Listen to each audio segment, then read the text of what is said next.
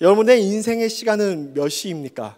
아프니까 청춘이다라는 책에서 보니까 그 인생의 시계에 대한 부분이 있더라고요. 우리 인생의 그 시계 계산법이 있습니다. 인간의 평균 수명을 80으로 이렇게 가정한다면 이것을 24시간이 1440분이니까 이것을 80년으로 나누면 1년은 한 18분 정도 된다고 합니다. 그러면 1년에 18분씩 10년이면 3시간으로 계산하면 자신의 인생의 나이가 이렇게 좀 계산이 된다고 합니다. 20살은 약 한 6시, 오전 6시가 될 것이고요. 한 30살 정도 되면 한 오후 9시 정도 되겠죠. 이 책에 나온 대로 계산을 하면 저는 한 오후 1시 정도로 좀 달려가고 있습니다. 우리가 좀 이게 대충 이제 나이가 좀 나오죠. 대충 이제 여러분들 계산이 되실 텐데요. 아까 우리 시작할 때 성도 간에 인사를 하지 않았습니다. 한번 계산을 해보시고요. 우리 옆 사람을 바라보면서 우리 성도님의 인생의 시간은 몇 시입니까? 라고 인사하며 한번 나눠보겠습니다. 네. 우리 이 책에서 인생의 시간을 말하는 이유가 있습니다. 저자는 이렇게 얘기합니다.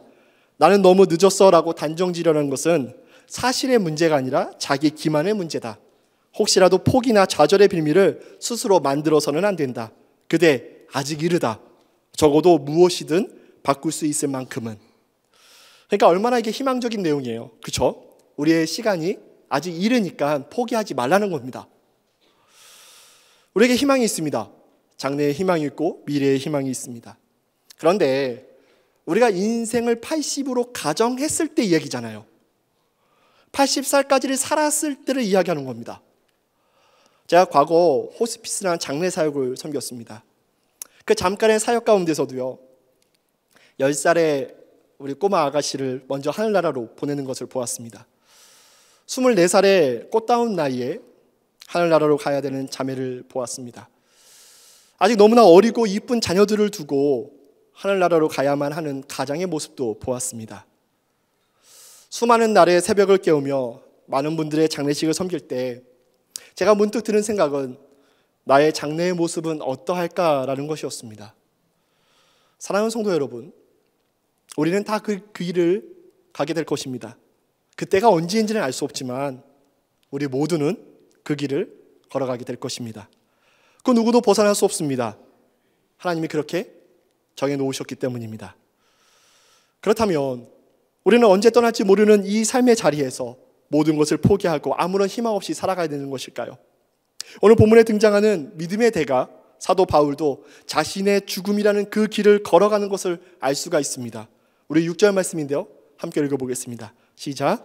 전제와 같이 내가 벌써 부어지고 나의 떠날 시각이 가까웠도다. 이 디모데후서는요, 바울의 마지막 서신서입니다.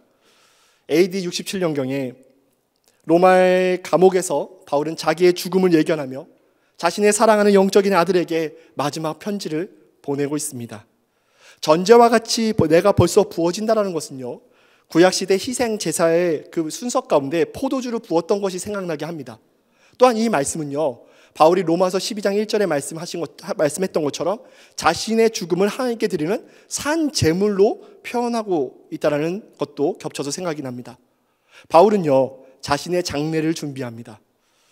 그런데 이 자신의 죽음을 준비하면서도요, 그는 절망적이거나 두려워하거나 낙심하는 모습이 아닙니다. 도리어 반대의 모습입니다. 그 가운데서도 희망을 바라봅니다. 자신의 장례 가운데 희망을 바라보며 디모데에게 이야기하고 있습니다. 바울은요, 더욱더 분명해졌을 겁니다. 더욱더 명확해졌을 거예요. 삶에 있어서 정말 중요한 것이 무엇인지를, 죽음을 바라보며 정말 진정한 희망이 무엇인지를 더 명확해졌을 겁니다. 그리고 자신의 사랑하는 영적 아들에게 그 희망을 품고 사역하기를 원하는 마음에 이 서신서를 작성했습니다. 영원하지 않을 것을 따라가는 삶이 아니라 영원한 것을 따라가는 삶을 살기를 원했습니다.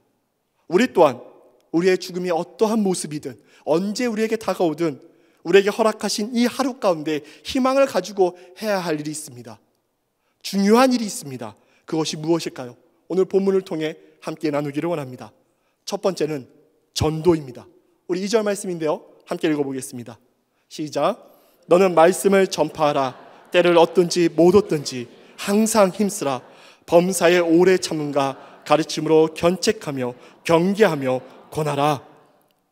바울이 자신의 그 장래 죽음을 준비하면서 유언과 같은 말은 다른 게 아니었습니다. 전도였습니다. 그리고 이 전도는요, 바울이 디모데에게 부탁한 것이 아니었습니다. 명령이었습니다. 그것도 아주 엄숙한 명령이었습니다. 우리 1절 말씀인데요, 한번 함께 읽어보겠습니다. 시작. 하나님의 앞과 살아있는 자와 죽은 자를 심판하실 그리스도 예수 앞에서 그가 나타나실 것과 그의 나라를 두고 엄히 명하노니. 바울은요, 하나님과 예수 그리스도 바로 앞에서 얼굴을 마주 보듯이 어떠한 상황 가운데서도 전도해야 한다고 엄하게 강력하게 명령하고 있다는 겁니다. 여기서 엄히 명하다라는 표현은요, 법정 용어라고 합니다. 경고하다, 증언하다, 맹세하다라는 뜻을 가지고 있습니다. 하나님과 예수 그리스도 앞에서 비장함을 가지고 맹세하듯이 증언하듯이 바울은 디모데에게 엄숙하게 명령하고 있다는 것입니다. 여러분 잘 아시는 것처럼 예수님 또한 자신의 유언 같은 말씀은 바로 이 전도였습니다. 마태복음, 여러분 잘 아시는 말씀, 마태복음 28장 18절부터 20절까지의 말씀은 이렇게 우리에게 명령하고 있습니다. 제가 읽어드리겠습니다. 예수께서 나와 말씀하여 이르시되 하늘과 땅의 모든 권세를 내게 주셨으니 그러므로 너희는 가서 모든 민족을 제자로 삼아 아버지와 아들과 성령의 이름으로 침례를 베풀고 내가 너희에게 분부한 모든 것을 가르쳐 지키게 하라. 볼지어다 내가 세상 끝날까지 너희와 항상 함께 있으리라 하시니라. 아멘. 바울도요, 예수님도요, 마지막 자신의 유언과 같은 말씀은 전도이었습니다. 전도는 선택이 아닙니다. 전도는요, 교회의 또 성도의 필수입니다. 해도 되고 안 해도 되는 게 아닙니다. 존재 이유가, 교회의 존재 이유가 이 전도라도 말할 수 있을 정도로 이것이 너무나 중요한 것입니다. 이것은 명령이었습니다. 우리가 꼭 해야 되는 것입니다. 여러분들, 제가 말씀을 드릴 때 오해하지 않으셨으면 좋겠습니다. 잘 살펴보셨으면 좋겠습니다. 저는 지금 전도를 이야기하고 있습니다. 교회에 사람을 데려오라는 것을 말씀드리는 것이 아닙니다. 물론 교회 사람들 데리고 와야죠. 복음을 전하고 그들이 예수 그리스도의 일꾼으로 세워야죠. 중요하죠. 그런데요, 바울도요, 예수님도요, 사람들을 교회에 데려오라고 명령하지 않으셨습니다. 전도하라고 명령하셨습니다. 제자 삼으라고 명령하셨죠. 예수 그리스도의 복음을 선포하라고 말씀하셨습니다. 사람들을 교회로 데려오는 건 전도가 아니라 인도죠. 그리고 인도하면 끝내면 안 됩니다. 이제 인도는 시작에 불과한 거예요. 그 영혼에게 복음을 전해야죠. 그 귀한 영혼들에게 복음을 전해야죠. 그런데 전도의 책임은 내가 지려고 하지 않고 다른 누군가에게 전가시키려고 하지는 않으십니까? 나는 인도만 하는 것으로 만족하고 있지는 않으십니까? 그래서 막상 진짜 복음을 전해야 될 때 아무것도 하지 못하고 계시지는 않으신가요? 오늘 본문 이전의 말씀을 보면 우리가 복음을 전할 준비를 하라고 우리에게 명령하고 있습니다. 우리 이전 말씀인데요, 함께 읽어보겠습니다. 시작. 너는 말씀을 전파하라. 때를 얻든지 못 얻든지 항상 힘쓰라. 여기까지 읽겠습니다. 말씀을 전파하는데 언제요? 때를 얻든지 못 얻든지 어떻게요? 항상 힘쓰라라고 이야기하고 있습니다. 여기서 항상 힘쓰라는 표현은요, 언어적으로 보면 준비하라는 말씀인 거예요. 때를 얻든지 못 얻든지 전도의 준비를 하라고 우리에게 명령하고 있습니다. 사랑하는 성도 여러분, 전도의 준비를 하고 계십니까? 복음을 전할 준비가 되어 있으십니까? 여러분들 안 되어 있다면, 내가 좀 부족하다고 느낀다면 우리 교회는 여러분들을 위해서, 여러분들을 전도자로 세우기 위해서 전도 폭발이라는 교육이 있습니다. 여러분들 전도 폭발 꼭 들으십시오. 물론 제가 전도 폭발 화요반 담당이라서 드리는 말씀은 아닙니다. 이것은 하나님의 명령이셨기 때문이에요. 여러분들이 세우기 원합니다. 얼마나 좋은 교육인지 모르겠습니다. 여러분들이 이 교육을 들으면 전도의 준비를 할 수가 있습니다. 전문 외우는 거요? 두려워하지 마십시오. 전도를 할 수 있다면 그 전문 여러분들 다 외울 수 있습니다. 이번 학기는 시작됐으니까 다음 학기 때 열면 꼭 많은 분들 신청해 주시기를 부탁드리겠습니다. 또 여기 혹시라도 전도 폭발 훈련을 마치신 분들도 계실 겁니다. 훈련이 마치면 이제 실전입니다. 훈련으로 끝내서는 안 돼요. 훈련은요, 실전을 위해서 필요했던 것입니다. 이제 시작입니다. 이제 전도해야죠. 이제 전도로 나아가야 됩니다. 사랑하는 성도 여러분, 전도합시다. 복음을 전합시다. 우리의 유일한 희망이 되시는 그 예수 그리스도를 땅 끝까지 우리 이웃들에게 복음을 전합시다. 오늘 말씀은요, 이 전도자의 자세에 대해서도 우리에게 이야기하고 있습니다. 우리 5절 말씀인데요, 함께 읽어보겠습니다. 시작. 그러나 너는 모든 일에 신중하여 고난을 받으며 전도자의 일을 하며 내 직무를 다하라. 전도자는요, 신중해야 된다 이야기합니다. 이게 문자적으로는요, 술 취하지 않는다, 술을 삼가다라는 뜻을 가지고 있답니다. 개역 한글에서는 근신하다라는 표현으로 번역을 했죠. 그러니까 정신 바짝 차리고 있으라는 얘기입니다. 왜요? 왜 정신 바짝 차리고 있어야 돼요? 여러분, 세상은요, 맨정신으로 살아가기 어렵습니다. 술에 취하지 않고서는 살아갈 수가 없어요. 그러니까 자기 자신만의 쾌락을 위해서 살아가고 있습니다. 내 감정, 내 생각, 내 뜻, 그냥 내가 주인이 돼서 살아가는 그 세상 가운데 우리가 정신 바짝 차려야 되죠. 그 세상 가운데 휘둘리지 않도록 우리가 신중해서 정신 바짝 차리고 있어야죠. 왜 세상 사람들과 아무런 구별 없이 우리 또한 술 취하고 있는지요? 성경은요, 우리 보고 술 취하지 말고 어디에 취하라? 성령에 취하라고 말씀하고 계십니다. 정신 바짝 차리라고 얘기하죠. 영적인 세계를 바라보세요. 사단은요, 아직도 두루 삼킬 자를 찾아다니는 걸 이야기합니다. 영적인 세계를 보면 아직도 치열한 전투가 벌어지고 있습니다. 그러니 우리는 정신 바짝 차려야죠. 정신 바짝 차려서 우리가 집중해야 될 건 뭐예요? 전도라는 겁니다. 그 전도에 우리의 정신을 집중하라라고 이야기하고 있는 것이죠. 그리고 말씀은요, 그 전도를 통해서 고난을 받으라라고 이야기하고 있습니다. 고난을 받을 것도 아니고 능동적으로 고난을 받으라라고 이야기하고 있죠. 쉬운 성경에서는요, 고난을 두려워하지 말라라고 번역했습니다. 전도하면요, 고난이 찾아옵니다. 전도하면요, 어려움이 찾아옵니다. 바울도요, 전도를 하면서요, 어마어마한 고난을 당했습니다. 고린도서 11장에 보면 유대인들의 40에 감한 매를 5번이나 맞았고, 몽둥이로 3번 맞았고, 돌에 맞았고, 배가 난파되고, 밤에 또 밤낮을 가려서 잠을 못 자고, 춥고 배고프고, 어떠한 여러 가지 위험 가운데 있었던 그 바울의 고난들을 그는 이야기하고 있습니다. 그런데 이렇게 고생하는데도요, 왜 전도해야 돼요? 이렇게 고생하는데 왜 전도해야 되는 거예요? 명령이기 때문입니다. 하나님의 위대한 명령이시기 때문입니다. 그리고 우리의 사명이기 때문입니다. 복음만이, 그 전도만이 구원을 주시는 하나님의 능력이 되기 때문입니다.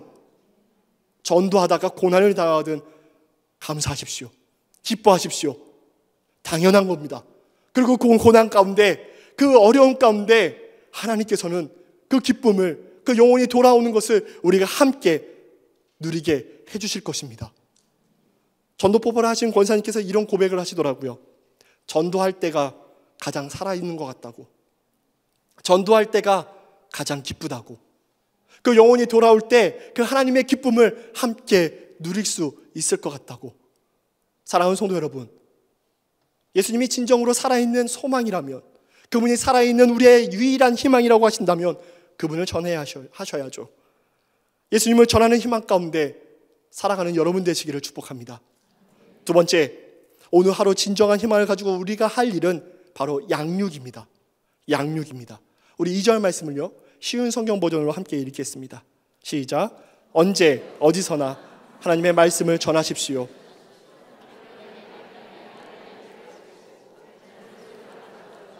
격려해 주십시오.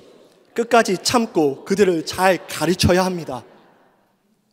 바울은요, 디모데에게 말씀을 선포하고 전도하라고 끝내지 않았습니다. 그들을, 그 귀한 영혼들을 양육해야 된다고 이야기하고 있습니다. 그들을 가르쳐야 됩니다. 바울이 그의 영적인 아들을 가르쳤듯이 디모데 또한 그 제자들을 가르치라고 이야기하고 있습니다. 디모데후서 2장 2절 말씀은 이렇게 기록되어 있습니다. 이것 또한 쉬운 성경을 한번 보겠습니다. 시작. 내게서 들은 가르침을 충성된 사람들에게 가르치십시오. 그러면 그들이 또다시 다른 사람에게 말씀을 가르칠 것입니다. 디모데의 제자들은 그들의 제자들에게, 또 그 제자들은 또 다른 제자들에게 이 복음을 가르쳤습니다.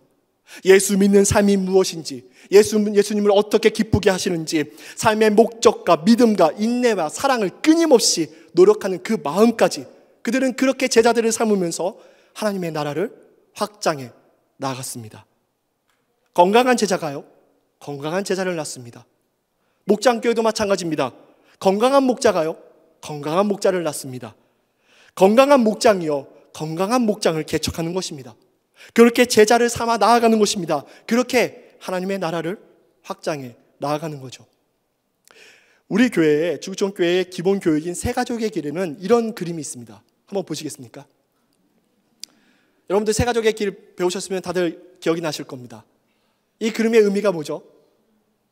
두 아이가 있는데 한 아이는 아이가 아니죠. 턱수염이 주스르륵 낳고 그 아이와 함께 이제 하는 모습이 나와 있습니다. 이 그림이 무엇을 의미할까요? 예수님을 믿고 교회에 나온 지 수십 년이 지났지만 자라지 않는 겁니다. 양육되지 않는 거예요. 교육받지 않습니다. 나도 안다고 하지만 정작 얘기하면 아무것도 모릅니다. 아직도 어린아이와 같은 믿음으로 멈춰져 있습니다. 성숙하기를 거부합니다. 성장하기를 거부합니다. 전도도 해본 적도 없고 다른 누군가를 양육해 본 적도 없습니다. 그러니 예수님 이야기를 하면 할 이야기가 없습니다. 성경 이야기하면 할 이야기가 없습니다. 기도 이야기해도 응답받은 경험도 없습니다. 그러니 모이면 예수 얘기하고 전도 이야기하고 기도 이야기해야 되는데 교회 비판하고 다른 누군가를 험담하고 사람들의 마음을 어렵게 하는 그런 분들은 우리 주변에 없으신지요? 그러나 우리 지구촌교회는요, 그러한 사람들조차도 복음의 일꾼, 교회의 일꾼으로 세우기를 원합니다. 그들을 양육하기를 원합니다. 그들을 세우기를 원합니다. 목장교회를 통해 그들을 평신도 선교사로 세우기를 원합니다. 사람들이 많은 교회가 아니라 진정한 제자가 되는, 그 제자를 세우는 교회가 되기를 원합니다. 구경꾼이 아니라 일꾼으로 세우는 그런 교회가 되기를 원합니다. 세상을 변화시키고 민족을 치유하는 건강한 목자들을 세우는 교회가 되기를 원합니다. 오늘 본문을 보면요, 그 가르침에 대한 세 가지의 자세에 대해서도 이야기합니다. 첫 번째는 견책하는 것입니다. 이것은요, 사람들을 이해시키는 겁니다. 사람들을 납득시키는 것을 이야기합니다. 두 번째는 경계하다라는 것입니다. 이것은 사람들을 꾸짖고 책망하는 것을 의미합니다. 다른 누군가가 믿음의 선에서 벗어나서 세상 가운데 다시 돌아가는 모습이 있다면 그 생각들과 그 행동들을 멈추게 하는 것을 이야기하고 있습니다. 세 번째는 권하는 겁니다. 이것은 위로하고 용기를 북돋아 주는 것을 말하고 있습니다. 사람들이 믿음의 삶을 살아갈 때 격려해 주는 겁니다. 칭찬해 주고 힘을 북돋아 주는 것을 의미하고 있습니다. 우리 아이들과 양육하는 것과 좀 비슷하죠. 우리 아이들이 때로는 설득해야 될 때도 있고, 때로는 책망해야 될 때도 있고, 때로는 좀 이렇게 보도다 줄 때도 있죠. 우리가 영혼을 품어주는 것도 저는 비슷하다고 봅니다. 우리 사랑하는 귀한 영혼들을 이러한 자세로 섬길 필요가 있다라고 오늘 본문은 이야기합니다. 근데 왜 그렇게 해야 될까요? 오늘 본문 3절과 4절 말씀은 이렇게 기록되어 있습니다. 함께 읽겠습니다. 시작. 때가 이르니 사람이 바른 교훈을 받지 아니하면 기가 가려워서 자기의 사욕을 따를 스승을 많이 두고 또 그 길을 진리에서 돌이켜 허탄한 이야기를 따르리라. 사람들이 진리의 소리에 귀 기울이지 않고 자기 욕심에 따라 듣기 좋아하는 소리만 듣기 때문입니다. 현대인들은 유튜브만 틀면 너무나 좋은 설교들이 나오고 있습니다. 근데 때로는 저는 그런 생각을 해요. 그게 정말 성도들을 잘 성숙시키고 성장시키고 있는 것일까? 내가 듣기 좋아하는 설교를, 말씀 잘 전하는 목사님들의 설교를 듣고 거기에 만족하고 그냥 나아가는 것이 진정으로 우리 신앙에 도움이 되는 것일까? 라는 생각이 들 때가 있습니다. 세상 사람들은요, 오늘 바울이 얘기한 것처럼, 이 말씀 가운데 얘기하는 것처럼 자신의 귀를 시원케 하는 사람들만 쫓아다닌다고 이야기합니다. 전도하고 우리 영혼을 품어줍시다라는 이야기 가운데는 참으로 많은 부담감이 느끼지만 참 부담 없는 소리들을 기울여 듣는다라고 이야기하고 있습니다. 우리의 자녀들도 비슷한 부분이 있는 것 같습니다. 세상의 유혹 앞에서 정말 어릴 적에는 정말 교회 나와서 기도 열심히 했는데 대학만 가면 왜 이렇게 그냥 교회를 찾아오지 못하고 주일 성수도 잘 못하고 믿음이 후퇴되는 모습처럼 보이는 우리의 자녀들의 모습도 떠오릅니다. 그러기에 우리는 지혜롭게 그 영혼들에게 견책하고 경계하고 권하는 그런 책임 있는 모습이 필요한 것 같습니다. 그런데요, 이게 쉽지가 않습니다. 다른 누군가를 그 영혼들을 품고 양육하는 거 참으로 어렵습니다. 여러분들 목자로 섬기는 거요, 그거 쉽지 않습니다. 참으로 어렵습니다. 그러니 오늘 본문에도 오래 참음이라는 표현이 나옵니다. 그냥 참는 게 아니에요. 오래 참으라고 이야기합니다. 아이를 키울 때도요, 참 많이 참아야 될 때가 많더라고요. 우리가 목자로서 마을장으로 사역할 때도요, 정말 참아야 될 때가 많이 있더라고요. 그런데 우리의 참 부모이신 하나님도 그렇게 우리를 오래 참아주셨습니다. 그렇게 우리를 인내해 주셨죠. 죄악으로 인해 죽을 수밖에 없고 심판받을 수밖에 없는 존재를 참아주고 또 참아주셨죠. 그리고 예수님을 우리 가운데 보내주셨습니다. 예수님도 기쁘신 인내와 사랑으로 십자가에서 우리를 위해서 보혈의 피를 쏟아주셨습니다. 우리는요, 우리의 이름을 남기는 사람들이 아닙니다. 자기 제자들을 만드는 사람들이 아닙니다. 자신이 높아지고 자기만의 제자를 만들려고 하는 사람은 디오드레베의 길을 걷게 되는 것입니다. 우리는 예수 제자들을 섬기는 사람들입니다. 예수 그리스도의 그 복음을 전하는 사람들입니다. 예수 그리스도의 그 복음으로 그들을 양육하는 사람들입니다. 예수 그리스도의 증인된 사람들입니다. 사랑하는 성도 여러분, 예수 그리스도의 귀한 사랑으로 영혼을 품고 영혼을 섬기며 그 영혼들을 양육하며 나아가는 여러분 되시기를 축복합니다. 결론입니다. 눈치채신 분들도 계실 겁니다. 오늘 제목을 아이가 아니라 여의, 장래 희망으로 붙여진 이유가 있습니다. 서두에서 제가 호스피스 사역을 섬기면서 나의 장래는 어떨까라는 생각을 해봤는데 어느 한 가수도 그런 고민을 했던 것 같아요.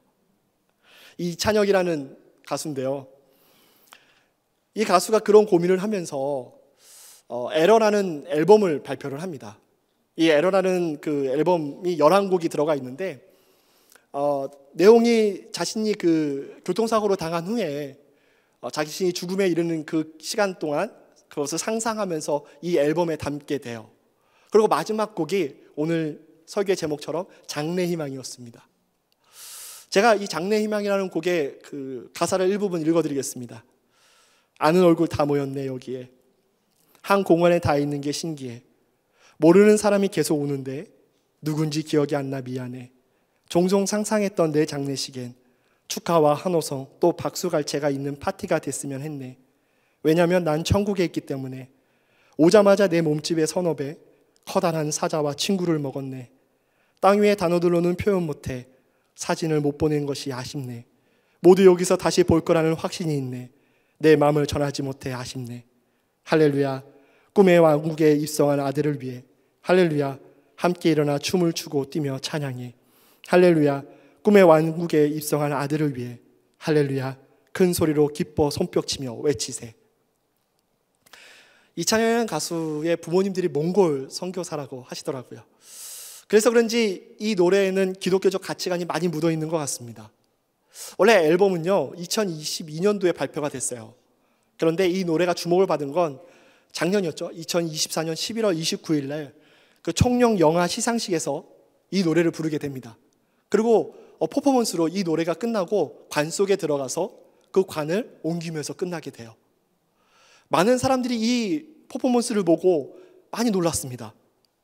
세상 사람들은 장례라고 한다면 무겁고 두렵고 슬픈 것인데 이 이찬혁이라는 가수가 자신의 장래를 생각하며 천국의 희망으로 채웠기 때문입니다.